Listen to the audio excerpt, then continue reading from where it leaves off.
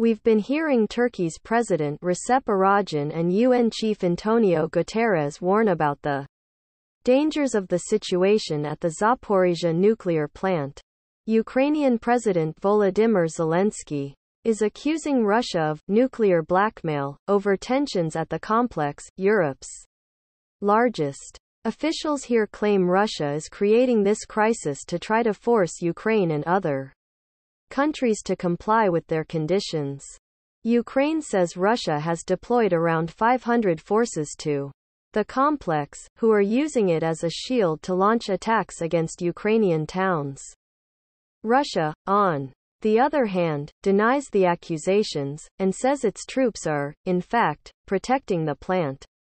For days, Russia and Ukraine have accused each other of shelling near the site, fueling fears of a nuclear catastrophe. It's hard to independently verify the allegations, as the plant is off limits.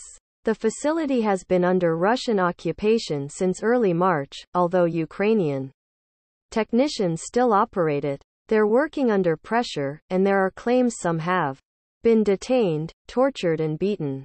UN Chief Antonio Guterres says damage to the Russian-occupied Zaporizhzhia nuclear power plant in Ukraine would be an quote, suicide and quote.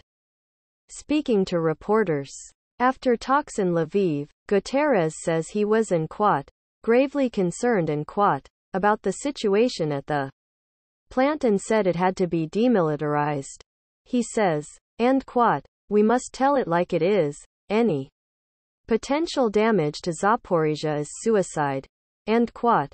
Guterres adds the facility must not be used as part of an quote, any military operation and quote, and that an quote, agreement is urgently needed to re-establish Zaporizhzhia's purely civilian infrastructure and to ensure the safety of the area and quote. Turkey's President Recep Tayyip Erdogan has said the world doesn't want an quote, another Chernobyl and quote, warning of the possibility of a nuclear accident at Zaporizhzhia if conflict there continues. He's been speaking at a press conference in Lviv, following talks with his Ukrainian counterpart Volodymyr Zelensky and UN Chief Antonio Guterres. Erdogan says the trio also discussed ways to end the war between Russia and Ukraine.